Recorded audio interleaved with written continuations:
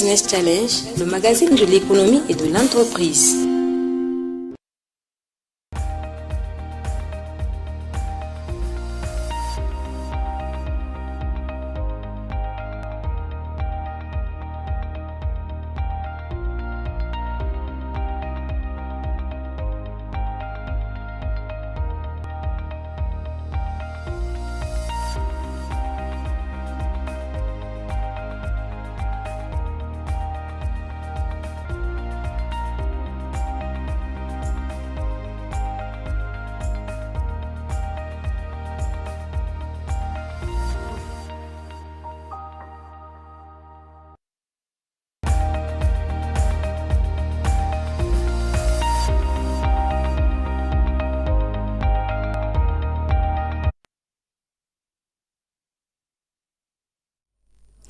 Messieurs, dames, bonsoir. Le président du Conseil national pour la sauvegarde de la patrie, CNSP, chef de l'État, le général de brigade Abdraman Tchani a accordé à la radio-télévision du Niger, RTN, un entretien exclusif en français, Hausa et Jarma. Je vous invite à suivre l'entretien en français.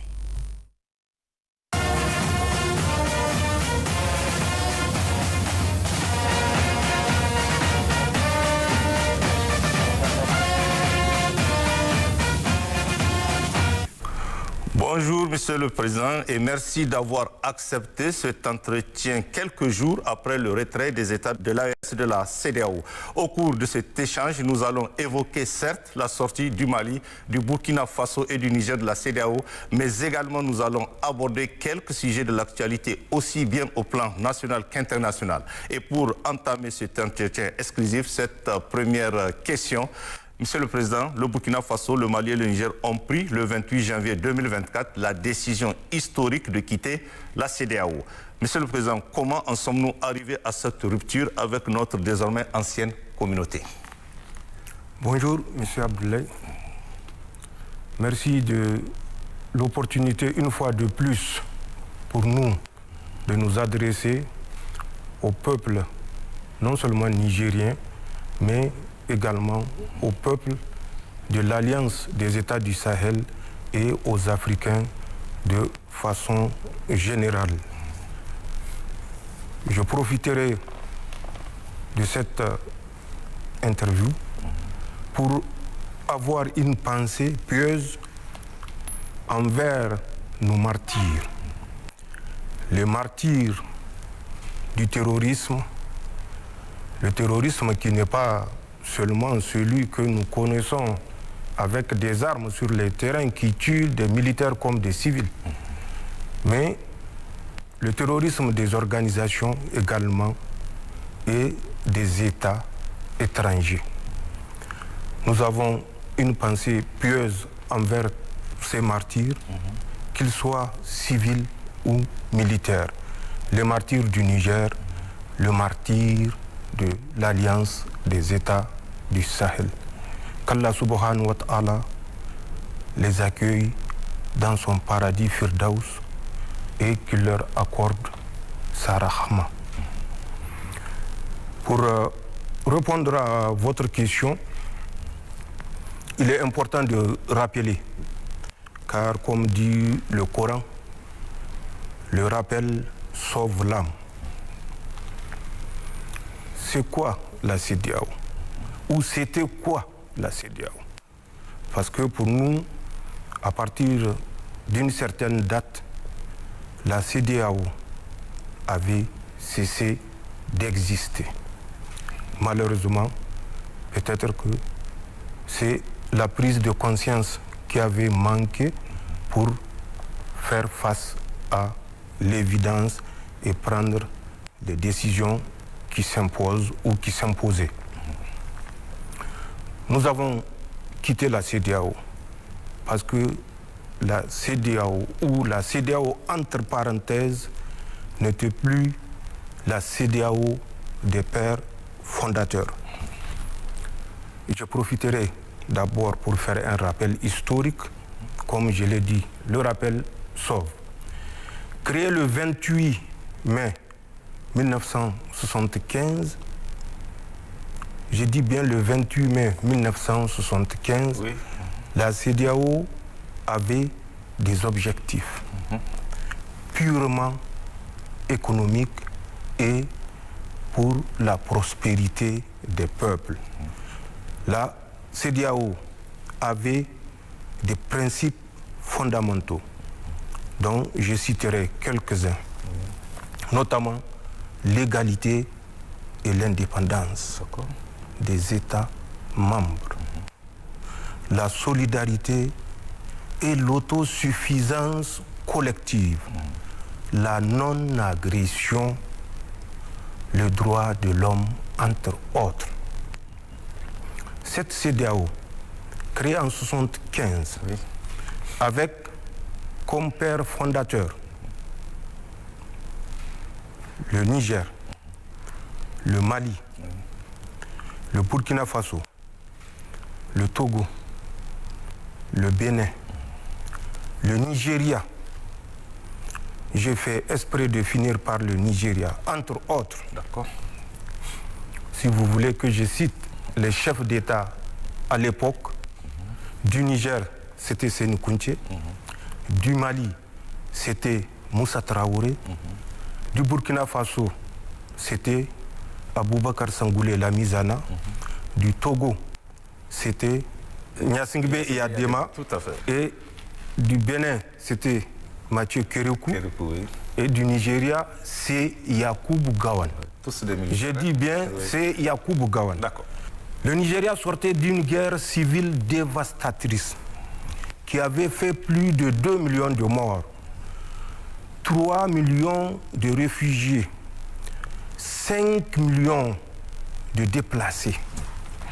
Et c'est dans ce contexte que ses frères, pour aider le Nigeria à se relever, à se réorganiser, à retrouver son unité entre la République biafraise et la République du Nigeria, que ces chefs d'État que j'avais cités ont eu l'idée de créer la CEDEAO avec comme principe ce que je venais de citer et avec comme objectif également fondamental qui est l'économique et la prospérité des peuples.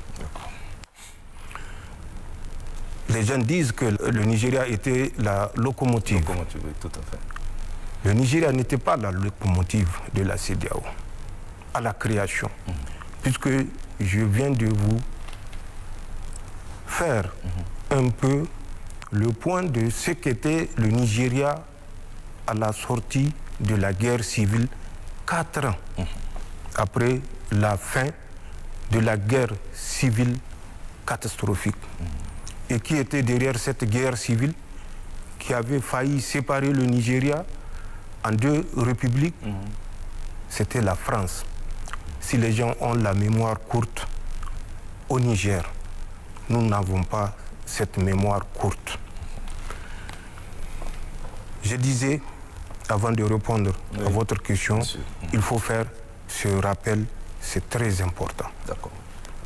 La CEDEAO était pour les peuples à but purement économique.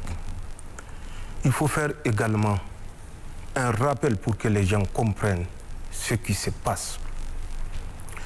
Le 9 novembre 1989, le mur de Berlin tombait.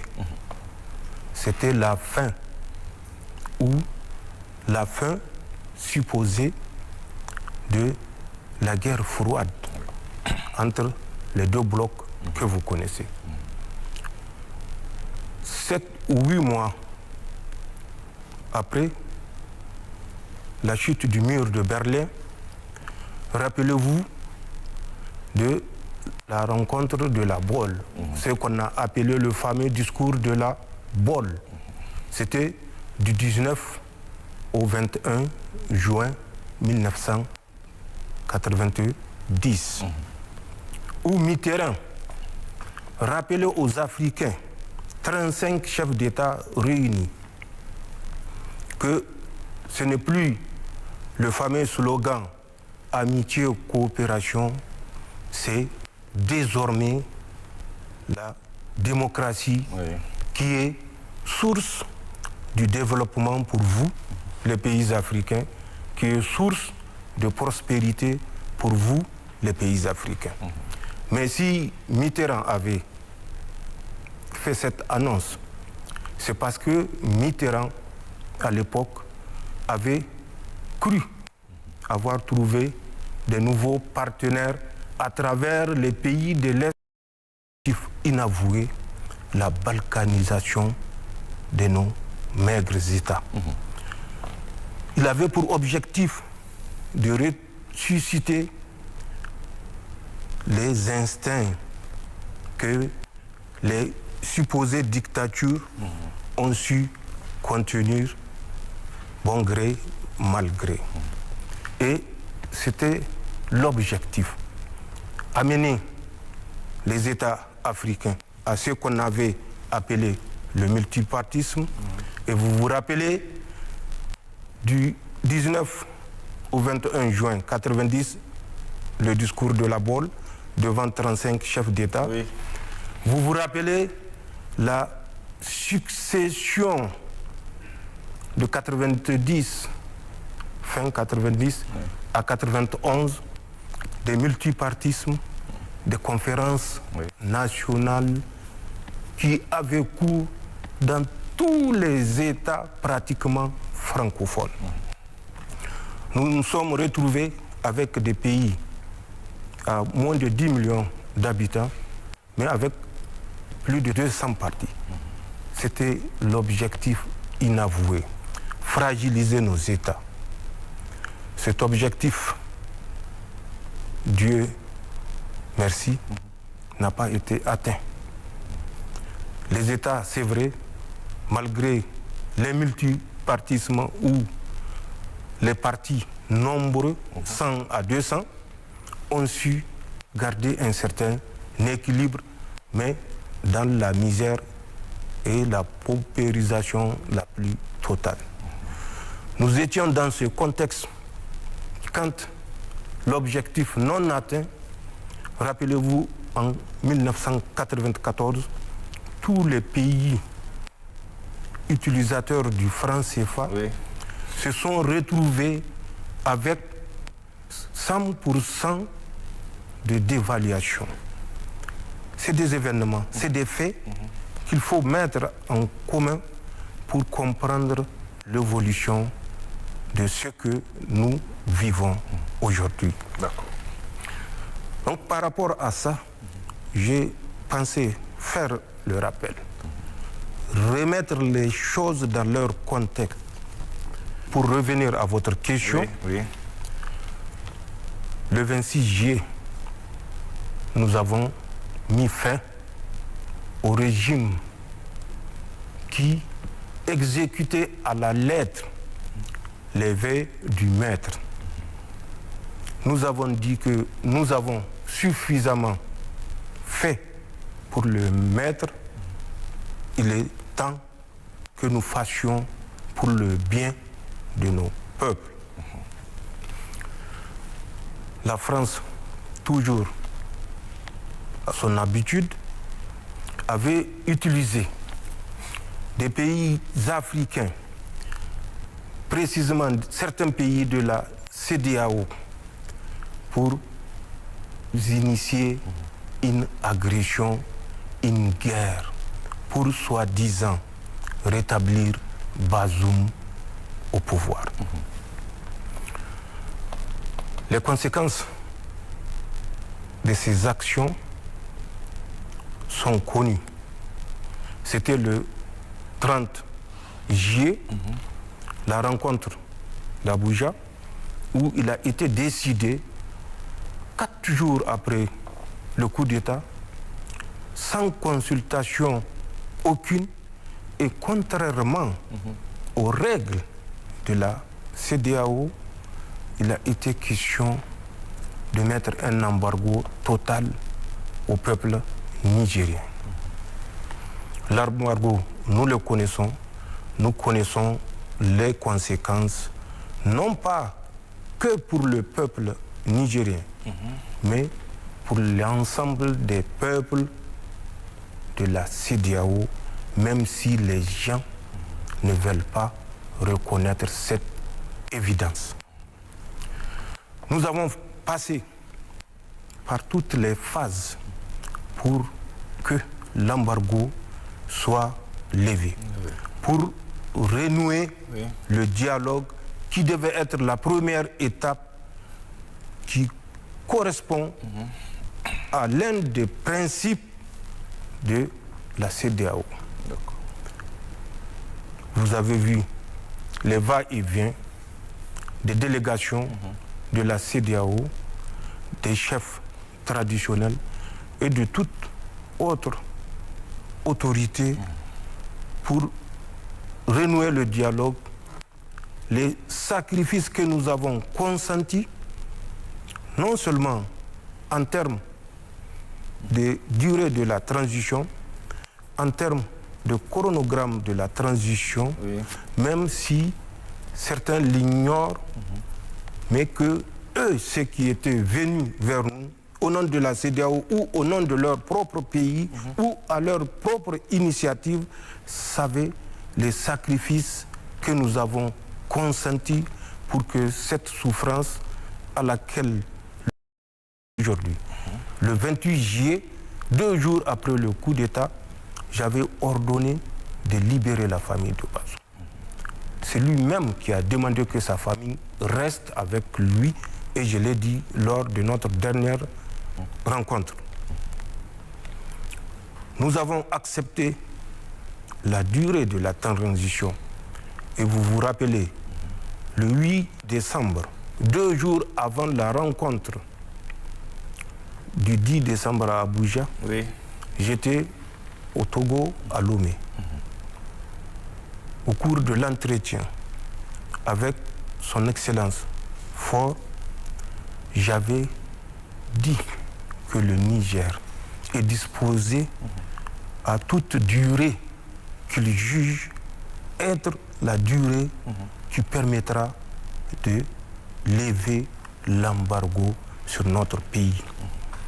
Et vous vous rappelez, à l'issue de cette rencontre et avant cette rencontre, le président Macron était sorti 3 semaines avant pour dire que l'embargo contre le Niger ne sera pas levé tant que Bazoum sera otage de la junte.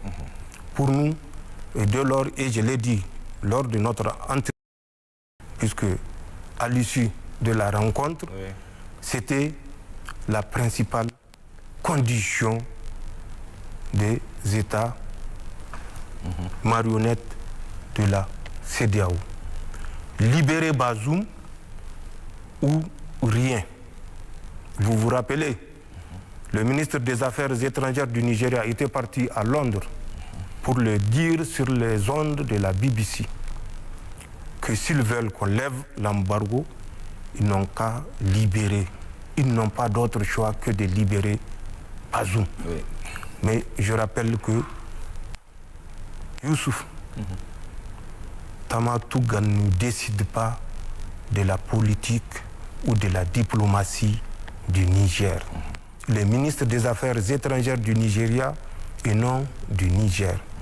Il n'est pas ministre des Affaires étrangères de la CEDEAO.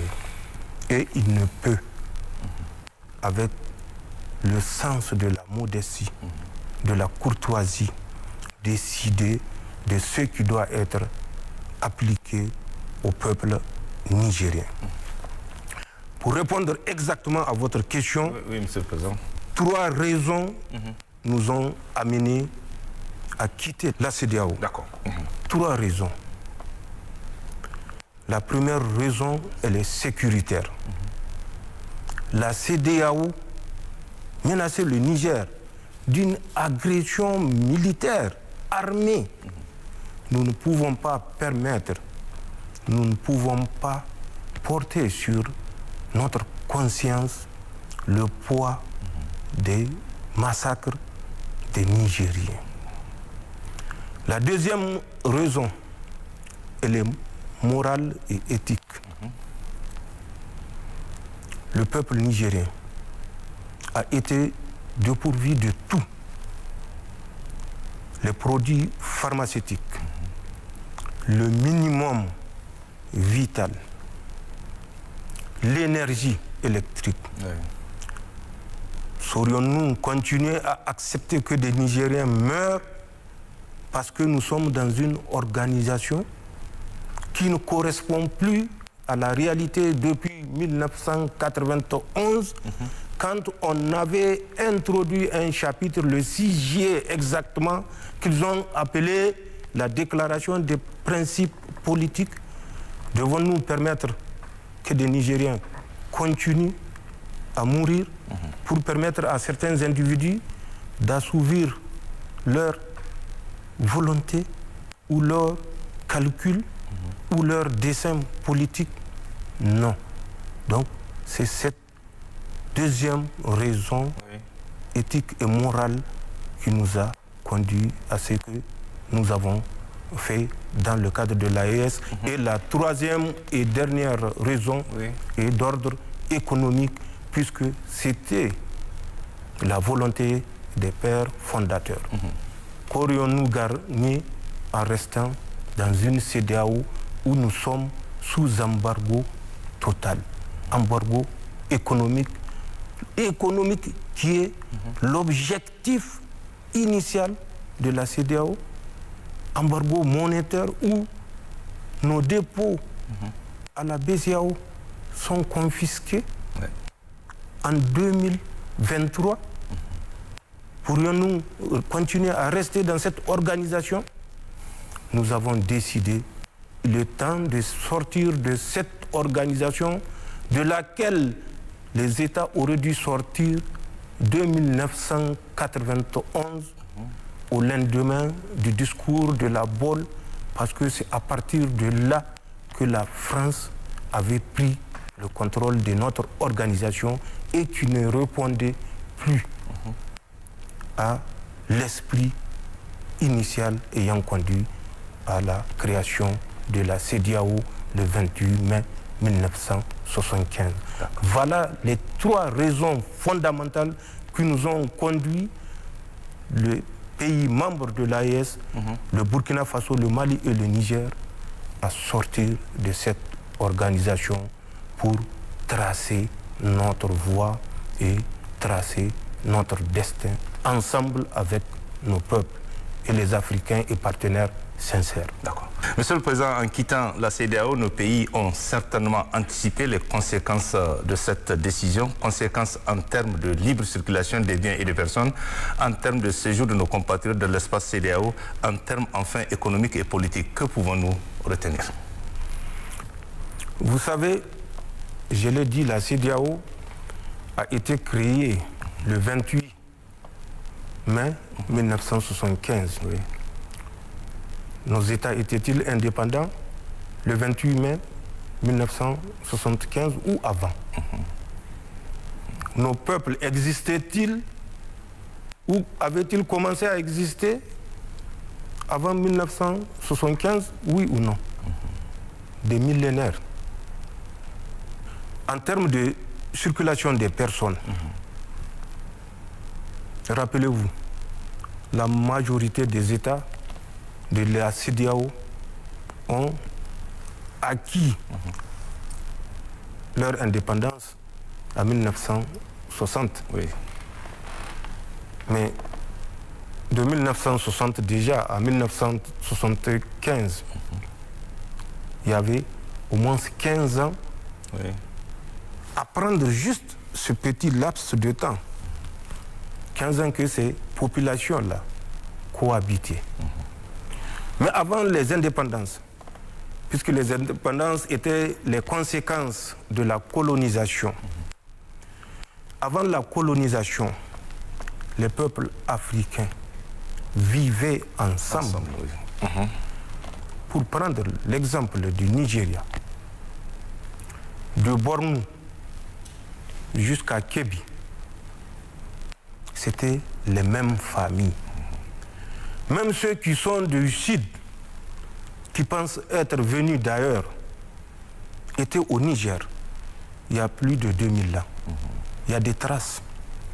Donc c'est des peuples qui ont toujours évolué sans tenir compte des frontières, puisqu'il n'y avait pas de frontières. Sachez que avant la pénétration coloniale, nous avons cessé même le mode de gestion des États sous forme d'empire ou de royaumes d'abord, ensuite de regroupements pour constituer des grands empires. Nous étions, pour le cas du Niger particulièrement, dans la gestion des États en tant que sultanat. Rappelez-vous qu'on parlait du sultanat de Bornou, du sultanat de Katsina, du sultanat du Gobir et de l'empire Peul de Sokoto, qui était un sultanat également, puisque Ousmane Danfodio est une figure de la religion islamique. C'est ce que les gens ignorent. Donc, nos peuples étaient brassés. Prenez le nord Bénin, c'était l'ancien empire Songhai. Nous ne sommes pas ignorants ou analphabètes de l'histoire. Ces peuples-là ont cohabité. La CEDEAO, c'est combien d'États à l'heure actuelle? 15. L'Afrique, c'est combien d'États? 54. N'y a-t-il pas de Nigériens dans les autres pays de l'Afrique?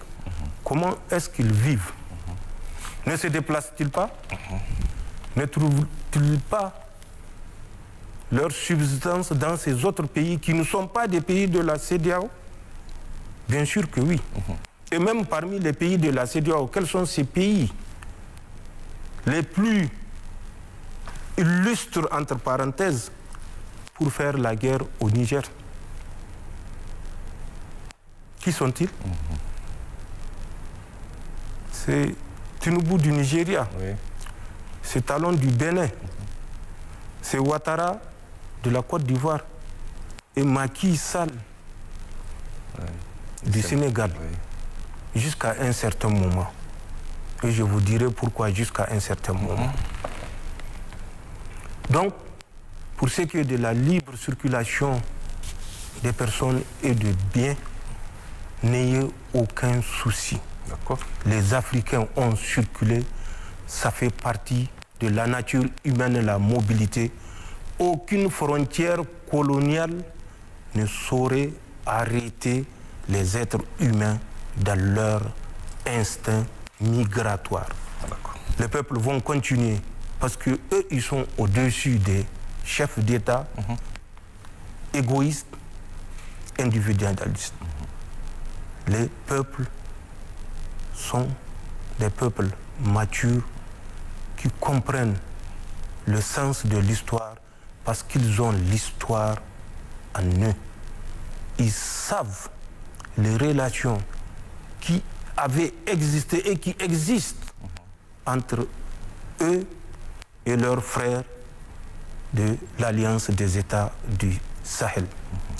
Sur le plan économique et politique, quel était le taux d'échange entre les États de la CEDEAO? Vous me direz qu'il est marginal, inférieur à 4%. Pour les plus optimistes, on dit 5 à 6%. Dites-moi un seul pays de la CEDEAO qui n'importe pas le minimum qui est l'alimentation. Un seul État. Il suffit que l'Inde décide de ne plus permettre l'exportation du riz. Tous ces États de la CEDEAO se retrouvent à terre, en train de chercher comment, par quelle voie passer pour nourrir les peuples. Ce n'est pas une caractéristique propre aux États de l'Alliance du Sahel. Prenez un à un tous ces États zélés qui veulent nous faire la guerre et étudier leur économie pour voir la dépendance de cette dernière avec les autres organisations, mais ce n'était pas des organisations, et ce ne sont pas des organisations de le cadre de la CEDEAO. Nous importons tous de l'Inde, de la Chine, des États-Unis, du Pakistan, de la Turquie. Oui. Tous les biens, de façon générale, nous importons au sein des pays, non pas de la CEDEAO, mais d'autres structures. Puisque ce que je dis, le monde est un village planétaire. Ceci est une évidence que les pays de la CEDEAO le reconnaissent ou non. Pour ce qui est du domaine politique, oui. Rassurez-vous que à travers l'Alliance des États du Sahel, que les gens semblent mépriser, ridiculiser, jusqu'à considérer que c'est une alliance fantôme. Mais comment est-ce qu'ils ont su que c'est une alliance fantôme? Oui. S'ils ne l'avaient pas vu, c'est une alliance, elle est physique. Et le physique, le réel, ne saurait être fantôme. D'accord. Ce sont les fantômes qui voient les fantômes. D'accord. Les humains voient les humains. Les humains peuvent à la limite voir les fantômes, mais ça, c'est Dieu qui décide. D'accord. Mais rassurez-vous, dans le domaine politique, personne n'utilisera le Niger ou l'Alliance des États du Sahel pour assouvir ses desseins personnels. Rassurez-vous, nous pouvons avoir une assise populaire à travers la martyrisation du peuple nigérien. Mais martyriser le peuple nigérien, c'est martyriser le peuple frère du Nigeria. Et je reste convaincu que le peuple frère du Nigeria ne laissera pas passer. Talon veut avoir un deuxième ou troisième mandat à travers sa rigueur ou son zèle vis-à-vis de l'AES ou du Niger, particulièrement en fermant la frontière sous l'injonction du maître. Mais Talon, qu'il se détrompe. S'il doit servir le peuple béninois, qu'il le serve. Et c'est à travers ça que le peuple béninois décidera de lui accorder un troisième mandat s'il juge que ce qu'il a fait jusqu'ici mérite un troisième mandat. Ouattara veut passer la main ou faire un quatrième mandat. À travers ça, il faut qu'il prouve au maître qu'il est digne de confiance. Le Niger est un pays indépendant. Le Niger, c'est un pays des royaumes, d'empires et de sultanats, je l'ai dit, il y a des milliers d'années. Ce n'est pas à travers le Niger que les gens vont assouvir leur destin politique. Macky Sall voulait un troisième mandat.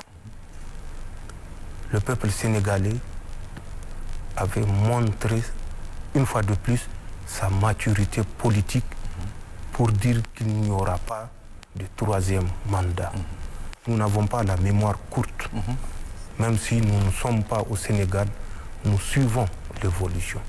Face à l'évidence, Macky Sall a abandonné cette velléité de s'octroyer un troisième mandat et à contre-cœur permis que les listes soient ouvertes, permis que des candidats soient retenus et fixer les élections pour quand? Vous vous rappelez la date? Tout à fait. 25. Voilà. Et vous vous rappelez la sortie il y a moins d'une semaine? Et qu'est-ce qu'il en est? Oui, le report. Où en sommes-nous? Voilà. Mais entre-temps, il avait adouci ses positions quand les perspectives pouvant conduire au troisième mandat se sont évanouies à travers la mobilisation du peuple sénégalais. Donc, rassurez-vous que les pays de l'Alliance des États du Sahel savent quelles sont leurs priorités, et c'est des priorités pour les biens de leur peuple, sans calcul, sans velléité quelconque d'abuser ou de profiter de l'adhésion des peuples. Voilà ce que je peux vous répondre par rapport à cette libre circulation des personnes et des biens, par rapport au caractère économique et politique. Monsieur le Président, enfin sur le sujet de la CEDEAO, maintenant que nous avons quitté cette organisation, quelles perspectives s'offrent vraiment à nous? Mais nos perspectives ne peuvent être que meilleures. Qu'aurions-nous gagné en restant dans la CEDEAO? J'ai fait le rappel. Oui. Les causes profondes inavouées qui ont conduit nos États dans la situation où nous nous sommes retrouvés, avec un terrorisme activé, d'abord importé, activé et manipulant et manipulé. Nous connaissons qui sont derrière ces mouvements terroristes, que ce soit les terroristes qui sont sur le terrain avec des armes et que ce soit les États terroristes qui veulent, comme je viens de le dire, atteindre des objectifs multiples à travers ce qu'ils ont fait au pays de l'Alliance des États du Sahel. Nous sommes une alliance qui a une vision claire. Nous avons quitté la CEDEAO, ce n'est pas sous un coup de tête. Nous avons quitté la CEDEAO pour renforcer cette alliance parce que nous avons une vision claire de ce qui peut conduire nos peuples vers la prospérité à laquelle ils ont toujours espéré que les leaders les conduisent. L'AES, l'Alliance des États du Sahel, avait pour objectif initial, et elle l'a toujours, et elle est en train d'engranger des succès, ramener la sécurité dans notre espace troublé, troublé pour que nos richesses soient pillées. Inch'Allah, nous allons réussir cette première phase et nous sommes sur le point de la réussir. Chacun peut apprécier les résultats obtenus. Le deuxième point serait, et nous sommes là-dessus, la bonne gouvernance. À travers tous les États, vous avez constaté que le cheval de bataille que nous avons enfourché, c'est celui de la bonne gouvernance. Les ressources des pays de l'Alliance des États du Sahel profiteront au peuple des États de l'Alliance du Sahel. C'est un serment qui se traduit par des faits.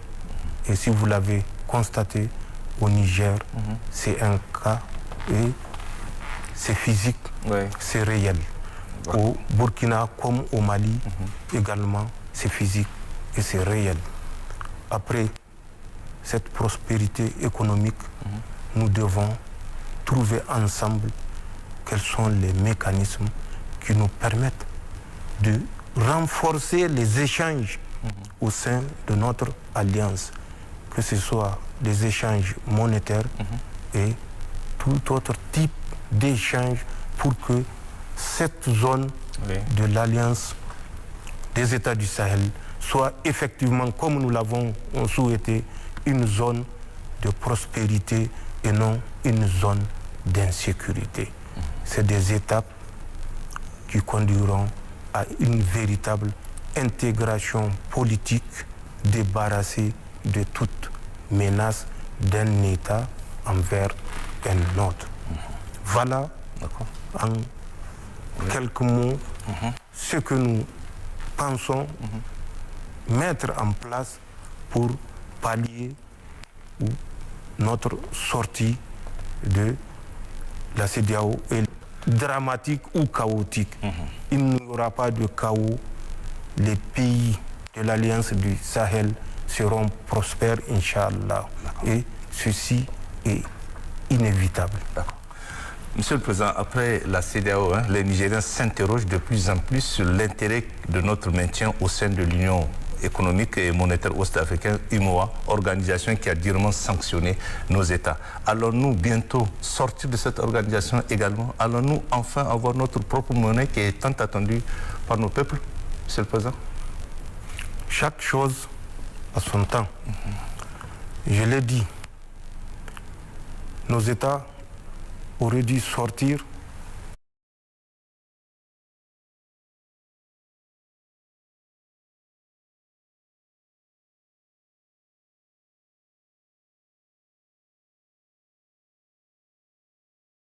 en 89. C'est ça. En ce temps, le dernier sultanat du Niger était en déclin.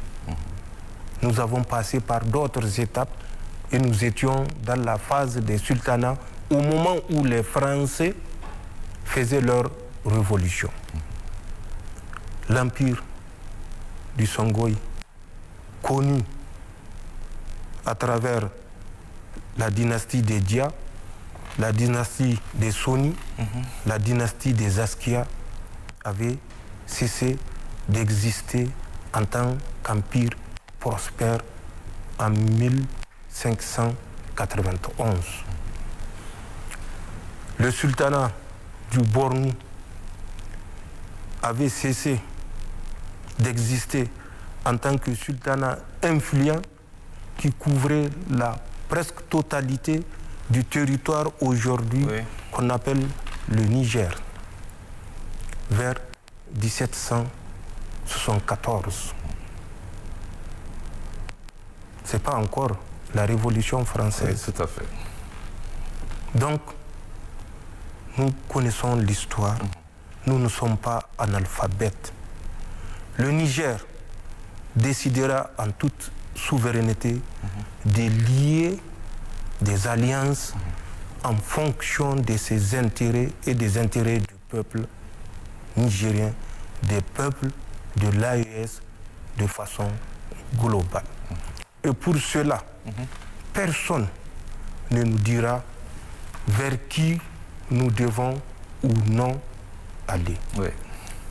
Nos orientations ne respecteront que l'intérêt national, l'intérêt des peuples et non la volonté d'un maître ou d'un supposé maître.